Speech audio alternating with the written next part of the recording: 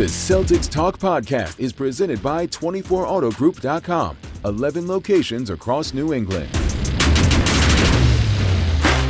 What's up, everybody? Post-game pod. Kayla Burton alongside. And Kayla, you're back on the win streak. My streak continues. Because you didn't have to do it the other night. Abby was at the Garden. Yeah. So you missed the loss to Oklahoma City. I had a rest day. day. Technically, your winning streak continues on the pod. I needed to. I'm so great. Abby, I love you. Shout out you, because let's be real.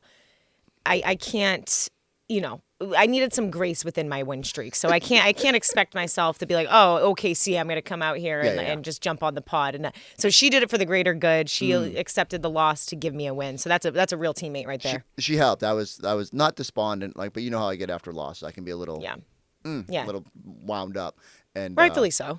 Like, I wasn't wound up about the threes like everybody else was. I was just wound up. That was a great pod. I always love you and Abby. When you guys do the podcast, I feel like I'm just learning something. But it's so funny. Like, it's just hilarious. And so I appreciate both of you guys on that. And thanks for Abby for taking over. We also had to bleep out something at the end because I said the team hotel. And that's what you said. I was trying to. I'm like, is Chris going explicit mode here on the pod?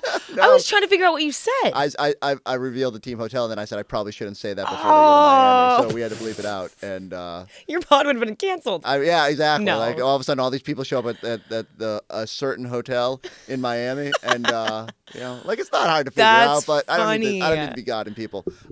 Anyway, speaking of Miami, Boston Celtics go down to Miami. It wasn't the prettiest of games. No.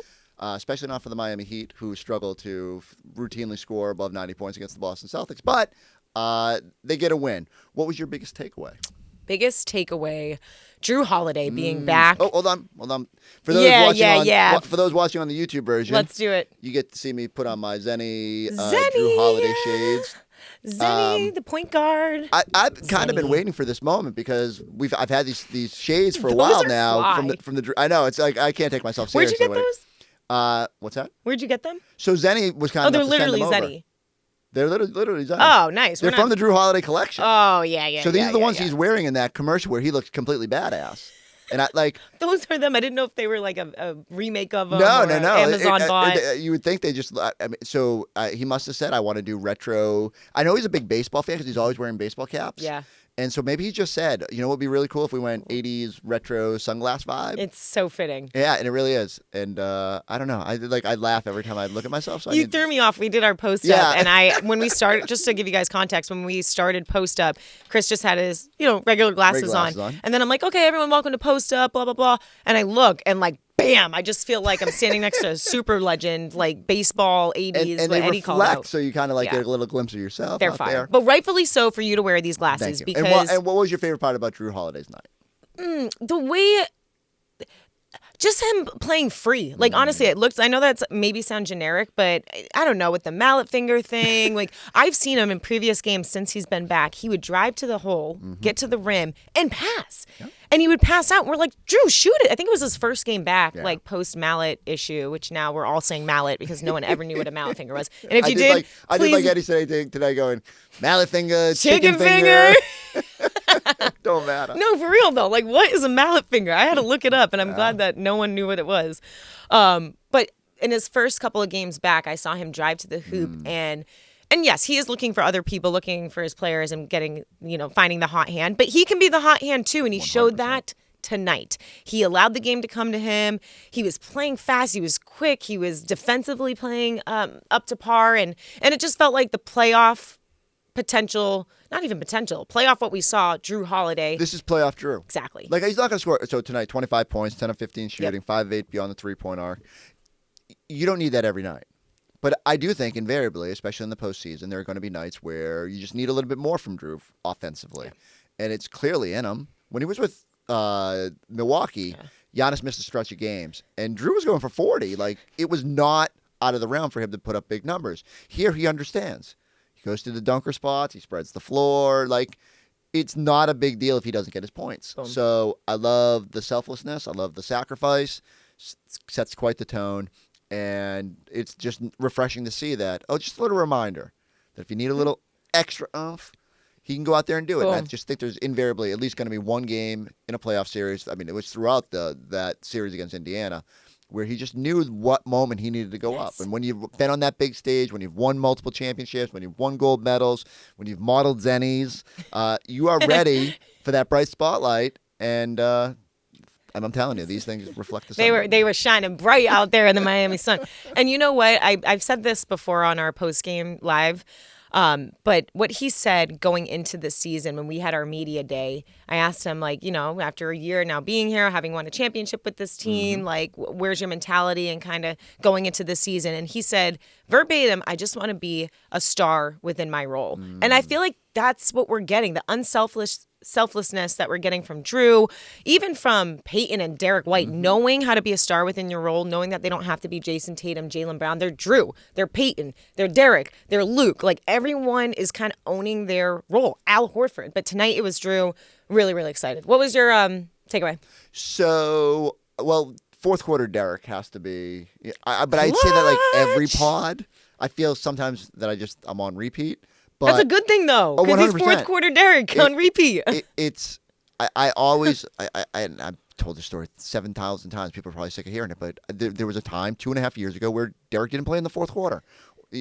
And I don't understand how we went from he can't even get on the court to, oh, my God, they are lost if he's not out there. But those first, say, 5 minutes of the fourth quarter when Tatum is typically on the bench getting his rest, it just feels like there has to be one person that can sort of shoulder the offense. And Derrick thrives in that moment. He sets the tone out of the gates in the fourth quarter. And then even better, it gets to crunch time, and he is the best crunch time three-point shooter in the NBA now. 14 of 23, 60.8% on three-pointers in games that are within 5 points in the final 5 minutes. Sheesh. And he had another one tonight from the logo, absolute rainbow. Yep. Next thing you know, Ian Horford's on the floor throwing chest bumps. Great. He outraced Tatum. Like, Tatum popped off the bench to go celebrate with White, and Ian Horford was like, "Nope, get out the way, cuz move it, old man." And Uncle Derrick. Yeah, I love that. I love the vibes. I love that how much it just seems to lift the team when Derrick is playing like that. And I don't know. I maybe eventually I'll stop marveling about it and just be like, oh, that's just what he does. It's Isn't normal. it crazy too how what month are we in? I can't even keep track of the season. March. There we go. Middle of 3 March. months ago, like December going to January, he had his struggles. And you saw it in his face. You could you could see the confidence kind of wavering, but him trying to get out of a shooting funk. And then the team, I remember Kristaps was being asked about this constantly, like, how do you get Derrick back into it? How do you, And he goes, he's going to figure it out. And here he is. Derrick White is figuring it out. And not only figuring it out, like you said, being a clutch guy in the fourth quarter where Jason Tatum doesn't have to be the superstar or hero every single game, because JT is still leading in points. And this dude, I say this every time, has not taken a night off. But he's able to take the back seat when Derrick White does what he did. And Derrick wasn't great in this game for the first three quarters. It was actually a rare 6. night where you're thinking, what's going on with Derrick? He's not himself. Is this a game where they should have given him a night off or whatever? I'll be very interested to see. We'll talk later about what they'll do against Brooklyn tomorrow. But found it. Got this team to the finish line, 12 fourth quarter points, had a bunch of fancy plays, just knows how to find a way to leave an imprint. Do you think he's going to Brad being like, I'm good for tomorrow? We're in my, So I don't think... None of them are like that. It's funny. Except for me. I thought maybe, if it was us there, we'd be calling our boss and going, you know what? You can probably get through with just Giles I was clutch tomorrow, in the fourth. Right? I'm good. Giles and Eddie's back home, so Giles and Eddie can just do Maxie the full... producer. He can, throw him on the show. We're good. And me and Kayla were just chilling in Miami. Yeah. I am jealous that they at least got 24 hours there. I do feel bad that I think if you're an NBA player and the schedule comes out, you're hoping there's like a 2-day break around the Miami game, maybe get a couple extra days there. No, right back on a plane, and at least the weather up here isn't New York. so bad.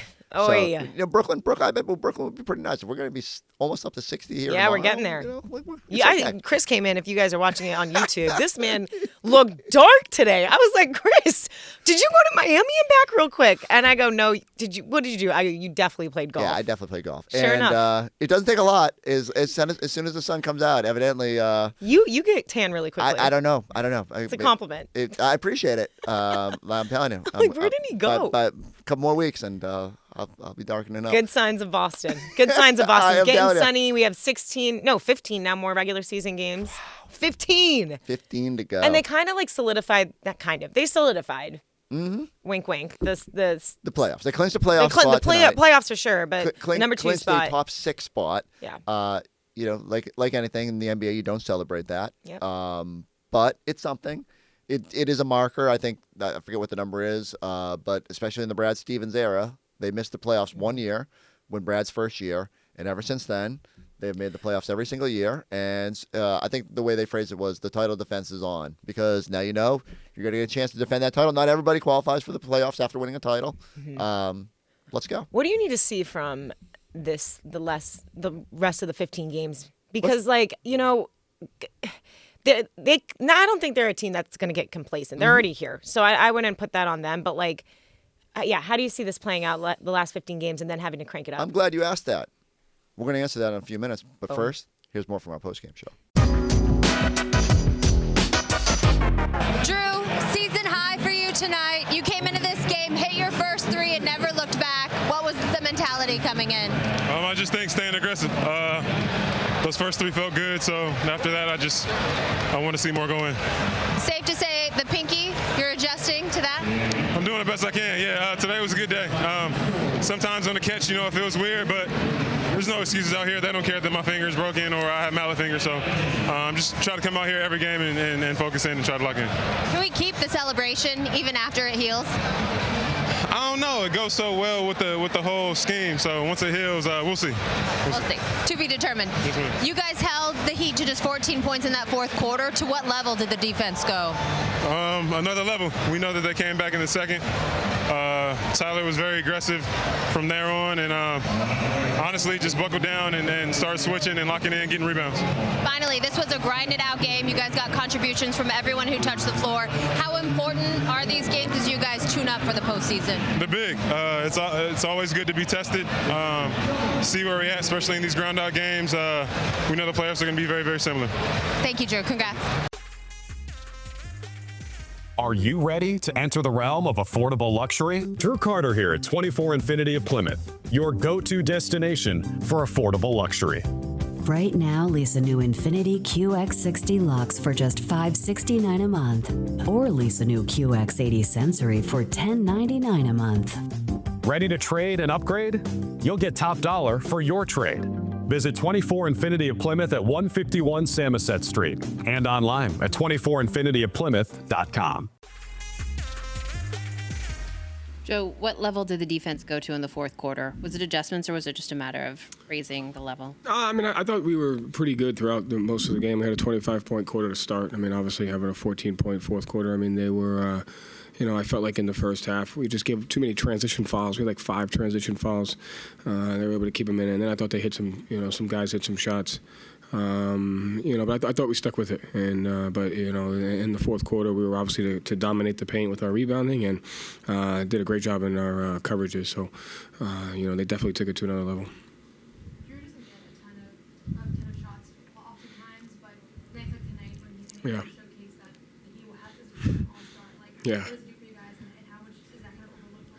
No, it's not kind of. It is overlooked, but it's overlooked because that's just the type of person that he is, and it's also just the type of teammate that he is. That he'll do whatever it takes to win and for his team. And tonight the ball found him early, and I'm glad he was aggressive, and then he was able to build through that. And I thought he made some timely plays and some big time plays, and I'm really happy for him because he does get overlooked at times, but we're really grateful to have him.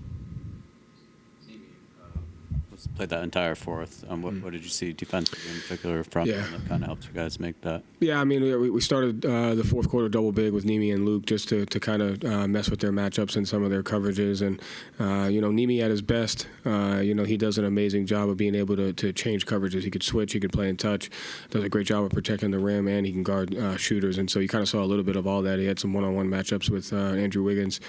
He got a couple in-traffic rebounds that helped the game for us. And then he was able to protect the rim on some stuff. So just really you saw his versatility in the fourth quarter. Are you the best at dealing with grenades in the NBA? I don't know. I have no idea. I think I'm pretty good, though. What comes over you in those moments? Are you present for it? Or is it just a matter of... I don't know, just kind of rise up and try to make it. I don't know. That's pretty much all it is, and just always confident that I'm pretty good at them and just put a good shot up there. Do you ever get mad at your teammates for putting you in those situations? Maybe I should thank them because those are the only ones I made today. So really, I should be thanking them. What level defensively did you guys go to in the fourth? Yeah, I think 14 points. Especially like down the stretch, just so connected, and I think Mimi was huge the whole fourth quarter and just did a lot of different things for us, rebounding and defensively. So it was a really big time quarter for him. How underrated is Jrue Holiday at this point, do you think? Hasn't Jrue Holiday been underrated his whole career? He just does so many different things to help us win, and I mean he really was the one keeping us in the game for about 3 quarters there. So. Every game is just something different with him, and he just finds just new ways to help us win games. What does it do for you guys when he comes out aggressive offensively? It's great. I mean, he's one of the best players in the league, and it's been that for a while in this league. So just getting his rhythm back and just come out there and be Jrue Holiday. Go ahead. Were you kind of surprised how many fans were in the arena and cheering for you guys? Did you recognize that? Yeah. I mean, our fans are the best. And they always travel well with us, and it's always a great feeling when you're on the road and you hear "Let's go Celtics" and just feeling the support, and even like we make a big shot, like you hear the crowd cheering, like it's awesome, man. It's just I'm just extremely grateful to play for the Celtics organization because of the fans. Back on Jrue, do you ever feel like you guys ever make an intentional effort to get him going just because you're seeing like the guy that's guarding him, maybe he has an advantage and he is like 2-time All-Star? Is that ever a conversation of like we actually have a little bit of a mismatch here and kind of let's use it more? Yeah, I mean I think some games we need to do a better job of like getting him involved, and I mean he's just so selfless and just doesn't care about anything but winning. So, but he still is Jrue Holiday and still is a problem out there. So definitely got to be intentional, especially if he feels like he got an advantage, and just trust he's going to make the right play throughout the whole game. Do you feel anything different in these fourth quarters? Like through all season now, you've been just really dominant offensively, or is it something you think about at this point, or is it just kind of within the flow? What do you think makes you so effective in the fourth? Yeah, I wouldn't say I think about it too much. And in this game, it was a pretty rough 3 quarters for me, and so just trying to stay confident and trust that hopefully one will go down. And I mean, obviously the fourth quarter, everything's heightened a little bit, so you just got to be a little bit more locked in and was able to make some shots. All right, Kayla, you asked, and then I used it as a segue. Yes. So Celtics playing Brooklyn tonight, 5:30. Or 5:30 pregame show, 6 o'clock game, back-to-back. You were asking about how do they play out this string here? 15 games to go, not a lot of what I keep calling sexy matchups on the card because you had the Denver game, you had the Lakers, you had Oklahoma City, you had Cleveland, and then it's like, oh, Miami, Brooklyn. All these teams that are either fringe playoff teams, play-in teams, or worse, going for lottery picks and all that. And so the Nets can be a little frisky, but they've had roster turnover, and somehow they keep winning games. Yeah. I don't know. I think for the Celtics, it has to come down to, because you're not going to have your full complement most nights, you definitely need to find some nights along the way to get everybody out there. I know it's a priority for the team. Like, as soon as Kristaps back, can you get a night where your top 6 play? I think the number was 16 games this year that they've had the top 6. So, yeah, I was thinking of Dick Lipes. Starting 5 has only played stat report. 20 games, nothing since February 23rd. So you want to see what you look like whole. Yeah. So maybe, I think there's a Memphis game. I think there's a Knicks game. Maybe you pick spots where it's just, okay, this is when we kind of want to go and try. But even the Knicks game, you start thinking you're going to see them potentially in the second round of the playoffs, how much you want to show. Yep. So I think you're just going to, a long-winded way of saying you're going to pick your spots to various things to work on. Everybody's healthy. Let's get everybody out there and just see how it looks. Tomorrow against Brooklyn, feel like it's a night where it's just, okay, stay ready group. Look, Jrue brought it on that one. Who do you want? Peyton? Baylor? Jordan Wash, Baylor Shea. Baylor, come on up here. Who wants to go out and have a stage to show out? And I think that can be a Torrey good thing. Craig getting some more minutes. I'd like to see Torrey Craig. I think that's important. Go off again. Okay, so they threw him in that Oklahoma City game. Yep. Played only 4 minutes. Had a pretty bad foul at the end of the quarter, which, again, learning experience. Yep. If you get thrown in there, you can't be committing that foul in that moment. It's even if just for momentum-wise. Well-intentioned, wants to contest shots at the end and play hard defense and all that. But is he someone that Joe can consistently lean on and trust in a playoff series? So those are the little questions that they've got to answer.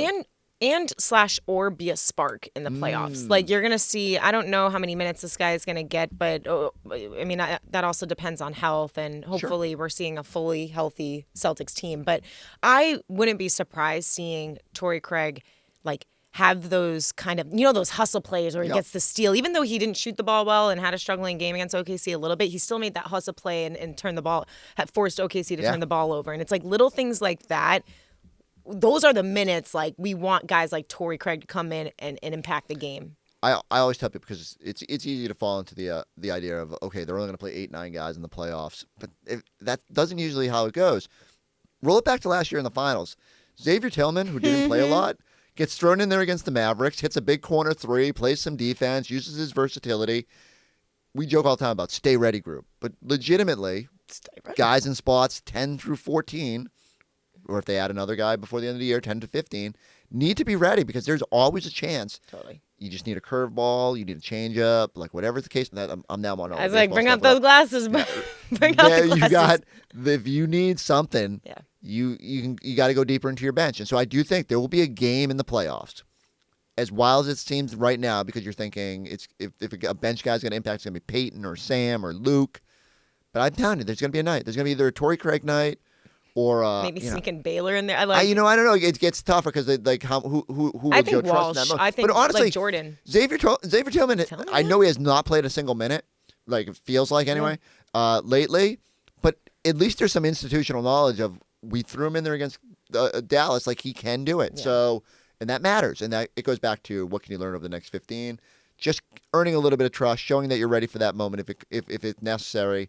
And just putting your best foot forward. I'm putting my money on Jordan Walsh getting some of those spark playoff minutes that's just going to, Joe has in his back pocket. That's not going to start, not going to, we're going to see what we're going to see probably on a regular basis, maybe the double big. But I think Joe Mazzulla has a back pocket of Jordan Walsh. It's you know what? Let me see what this guy's about in this moment for a second. I could see a Nemi game in there. I could 100% see a Nemi game. I expect to see a Nemi game. Where for some reason you're limited on minutes on Al or Kristaps or foul trouble or Luke doesn't have it, whatever the case may be.